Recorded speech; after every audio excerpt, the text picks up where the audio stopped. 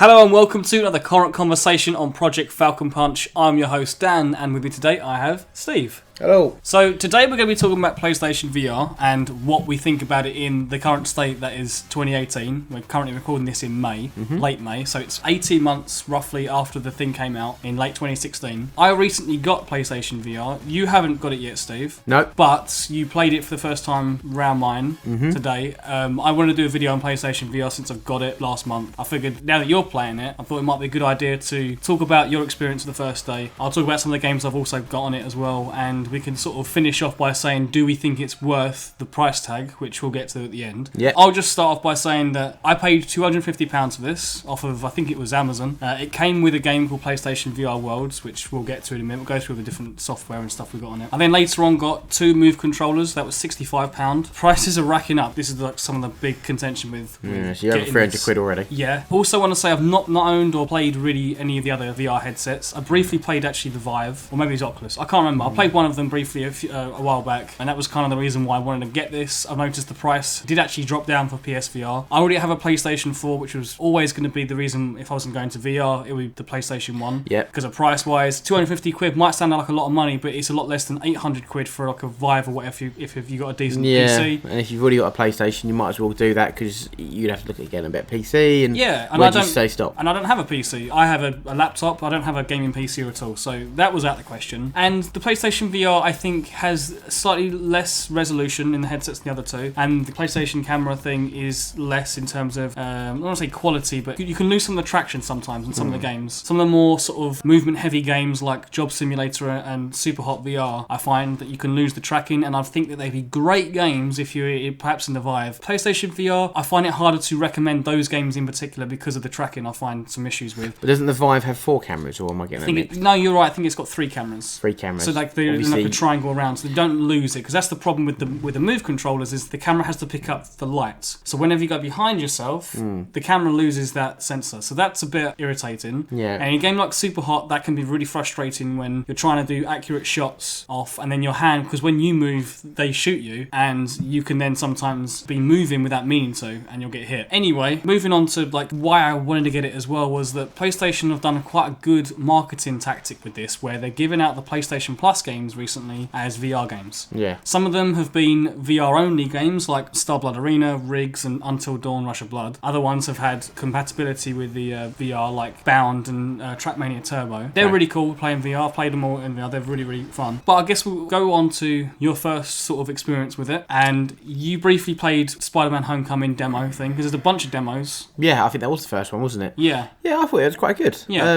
Obviously, I didn't play much of it. I only played about 5-10 minutes tops. Yeah, because we come out of it because you found the too blurry, weren't you? Yeah, I found at times it was a bit blurry, but I like the aspect of it because it's Spider-Man. Yeah. So then we quickly moved on from that because it was only a demo. The demo lasts like 10-15 minutes anyway. We went on to PlayStation VR Worlds, which comes with this, well, at least that's the system that I got it with. Yeah. It's like a mini-game collection, but the games aren't necessarily what you think of like traditional mini-games. They're like sort of just smaller games put into one bundle of 5. There's a Shark Tank one. It's okay. You're just in a Shark Tank. There's nothing that you actually do. The one you played was the Luge one at first. When you Yes. I remember that. That was the one where you went down the hill and then you were on like a bit of a... You're on a skateboard. Yeah, skateboard, lying down, and you had to lean left and right and so on. That was alright, but I found it got very, very blurry when you were going downhill, especially at speed. Yeah. At times when you were doing like 40, 50, 60, 70, it wasn't too bad. Once you started hitting like late 70s and 80s, it was starting to get really quite blurry. It is alright for what it was, and it's part of a game. Yeah. You said there was how many games in that group? 5. 5 games. So I couldn't really complain. It's a bit of variety to it. And then you've got obviously the London Heist, which is Shooter. And I don't know what the other 2 were. You didn't play it. One of them, I forget what it's called now, but it's like imagine a Pong, sort of air hockey, but it's like you've got like a 3D square around you and you're just hitting it with your face, and all you do using is your face to look around to hit this like panel, bounce this ball around in this like sort of tube. Yeah. And it bounces back and you've got an opponent at the other end. It's just a computer opponent, it's not online or anything like that. And it's alright, but yeah,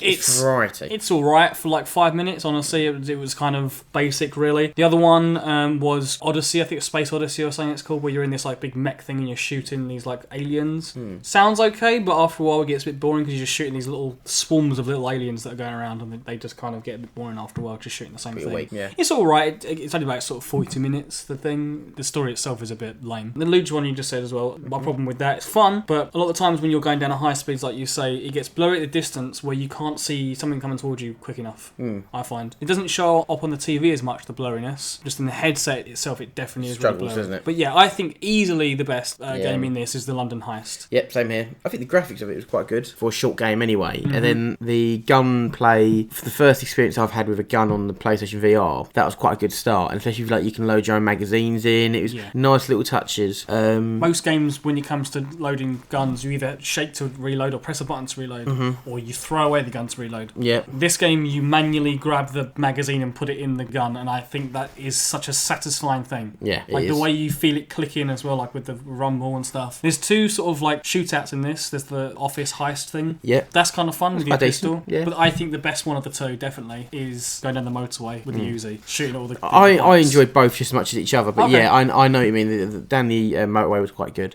There's also the target practice ones, which I know you didn't play, but they were really fun. I can't tell if PlayStation VR World is actually maybe my favourite. It's definitely the best way to get introduced into VR, I think. But it comes with the VR anyway, so yeah. The next game we played was Resident Evil 7, which, if anyone's aware of mine and Steve's games we played in the last year when you did your top 5 of 2017, that was number 1, I believe. I think it was number 1 or 2. Yeah, we love that game. We played through the whole game just in regular mode. Now we're playing it again in VR. The graphics, slight downgrade as you'd imagine, but honestly not that big of a deal. And I think because the game is very sort of close quarters anyway, that blurriness, which I find a lot in the PlayStation VR games, distance becomes blurry. This game, you don't have that. You're not looking that far. Yeah. What did you think of like the locomotion of it, or like moving around? I thought it was okay. Obviously, first of all, the right analog stick, you flick it and it kind of does screens, which is a bit different to obviously free flowing. First of all, when I was playing it, I felt a bit dizzy. But after a few minutes, it starts to smooth out and you can kind of get used to it. Which is different because of some of the games I've played where I feel dizzy to begin with and I'll just get more and more ill the more I play it. This game was like the only game where I felt ill at the beginning and then I just got used to it straight away. Yeah, it didn't take long at all.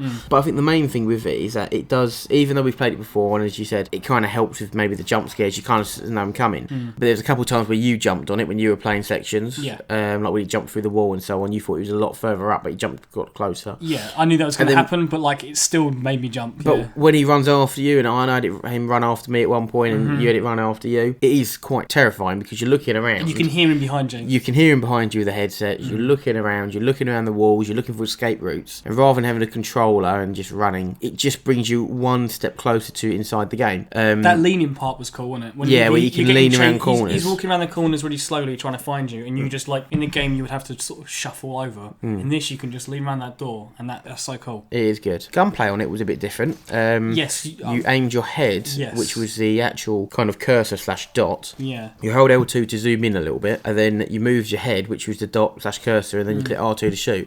Bit different, but I didn't like it at first, but it does work really well actually. I agree. I also thought it was. I was like, why are we not using maybe even the gyro in the PlayStation 4 controller to shoot? But yeah, I thought it worked surprisingly well. I feel like I actually probably got better headshots in that than I did with the regular controller. Yeah, I think you grow on it, doesn't it? Yeah, it's just more terrifying. Like we've already played it through, like we say, but I think that game is just so much more terrifying. It is a lot more immersive, isn't it? And stuff. And we were playing it in the afternoon, so it's still bright out, but you can still kind of get really into when you're in the headset, it doesn't matter what. Very true. What sort of brightness is outside, you don't know. Very true. Okay, next we played Gran Turismo Sport. Yep, your favourite. Just for the record, I cannot stand realistic driving games like Forza and Gran Turismo. It's just not for me because I never get a feeling for when I'm going to need a break, and I always crash into the walls. Yeah. It frustrates the fuck out of me. Yep. However, just sitting in a car and looking around the dashboard and stuff. The detail was really good. Yes. I've played the Drive Club VR. Just this game just feels a lot more sort of polished. Yeah. Yeah, it did seem very good, and literally the only thing I think you had, like your lap and your time and so on, was the only thing that was kind of popping out of the screen. Yeah. So you felt very realistic. It felt really like you were actually immersed into the car. Because you love Gran Turismo. Oh yeah, I really enjoy it, and but that definitely changed the way I played on it, because rather than clicking L1 to look behind you, you have to look at your wing mirrors. That was watching you realise that and being like, holy shit, I'm looking at my wing mirrors and I'm actually seeing the car. Yeah, and this is the thing really, and it is very cool because obviously you want to know where they are and what line they're taking and so on. The only downside to that PlayStation VR is it doesn't look like it incorporates the main story / campaign in it. It looks like you can play one-off races, go around a vehicle, so you click showroom, which I assume is that, and there was one other which eludes me at the moment, but there was 3 options once you click PSVR, but it wasn't finish that cup, do the next cup, and so on, which is a real shame. Because like you have Resident Evil 7, you can play the whole game in VR. This game is like a separate mode. Exactly. It seems quite small because Gran Turismo is so big, i.e. the quality of the graphics and so on. It feels like a little bit lost, but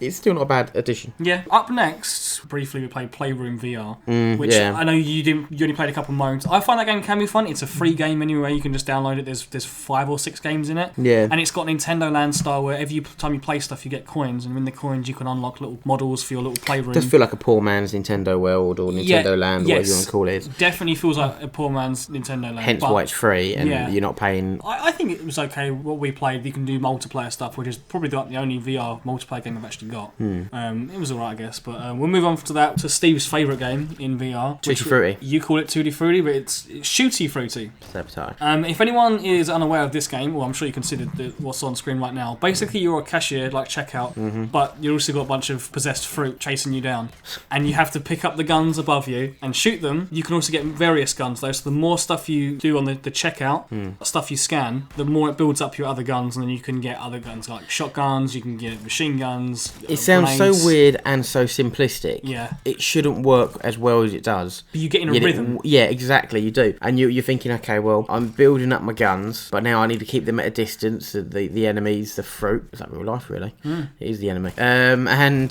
keep them at a distance, and then you're kind of scanning things. And then I know they've only got 3 different modes. Yeah. There was one where you put 3 different items, and there's different items coming on the conveyor belt, so you've got to pick which one it is, put it in each slot, and then pull the lever. Yeah. You've got the other one where it's just literally like working on a checkout where you scan them. And then you've got the other one which putting is... stuff in a tray. Which I found that one's probably the worst one, because I found that you had these little cubes that you'd throw in, and when the guns finish, by the way, in this game, they just break, which I think is quite funny. But the parts break and fall down, and I've often found they got in the way of trying to pick up the cubes. So that section, that mode one, I didn't like as much. But man, the thing that I love about some of these VR games is the interactive nature of them all. So you can shoot stuff around, and you actually have like a reaction to it. Kind of my biggest problem with going back to London Heist. Sure, you can grab the cigar and do stuff like this, but when you've got the lighter and you're like waving it in front of that guy's face and he doesn't have any reaction to it, you remember you're in a video game. Yeah. Which, not saying that you don't remember you're in a video game when you're playing Shooty Fruity, because it's a fucking cartoony, hilarious thing. But when you start shooting the environment, and then you have this voiceover going, please do not shoot the cashier or stuff like this, like you actually have like some kind of interaction. Yeah, and it adds to it, doesn't it?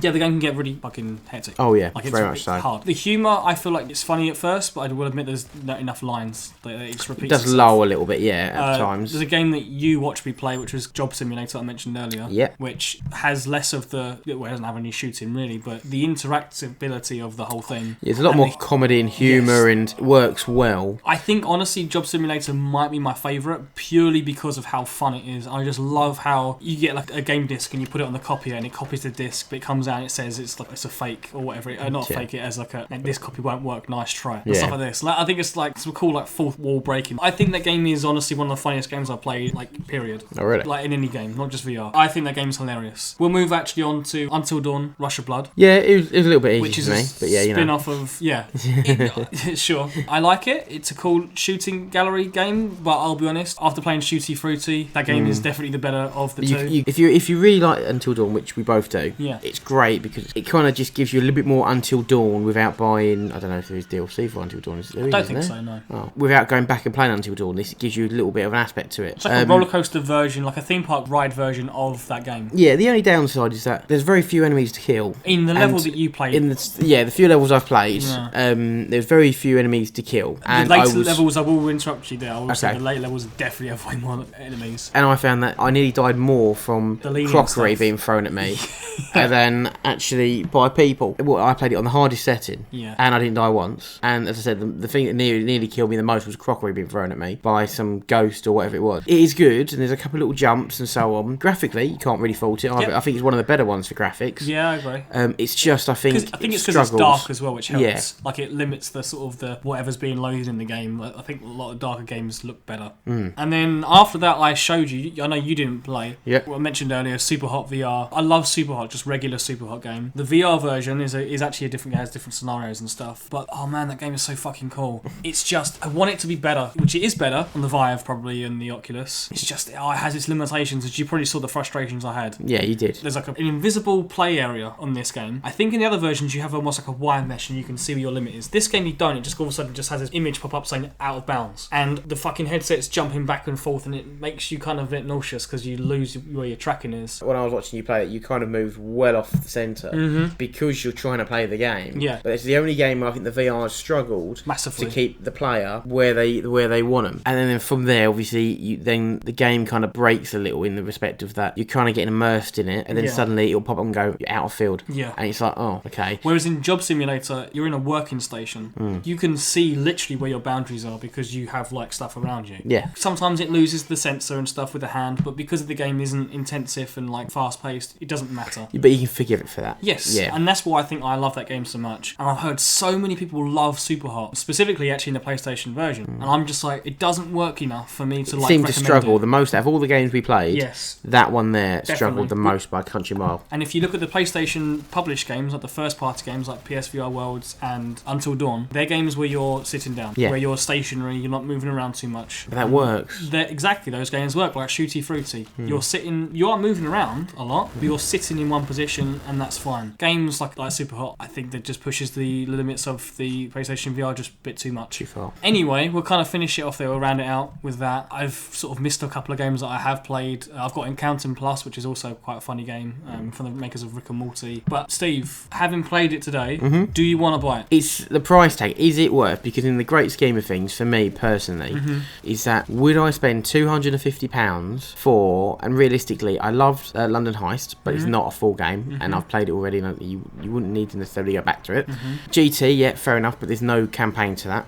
Resident Evil, well, you're gonna play it for it once. You're gonna get about 10 hours, 12 hours gameplay out of that. Yeah. Then Tutti Frutti, and this is the thing. That is the only game that's got my appeal really heightened at the moment. Then, if you want to play Shooty Fruity, you got to pay 65 quid, or at least I paid 65 quid for the two Move controllers. Yes, you're right. I think that I'd probably have to say at the moment, no. If the PSVR is 150 quid, and then say for example the two controllers, I'll say 50 quid. 200 quid, yeah, probably so. But when you're looking at breaking the £300 barrier, and then that's excluding the main game that I'd want to buy, I think I'd struggle to justify it. So at the moment in time, no, but I do think it's an extremely good bit of kit. Yeah. And it does work actually a lot better than I actually ever thought it was gonna. Oh, okay, that's interesting. So yeah, it does work, and I didn't realise there was so many sitting games, which keeps the VR working probably to the high standard. The only ones that struggled was the ones where it was standing up, and that's where it struggled with the zone. At the moment, buy it, no. However, I'm still very impressed with it. Even if you know that because you've got PlayStation Plus, you have on hand Until Dawn Rush of Blood, and I think other games like Trackmania, Bound. Not massively. Saying that, I didn't think Tutti Frutti would be my cup of tea until I tried it. Maybe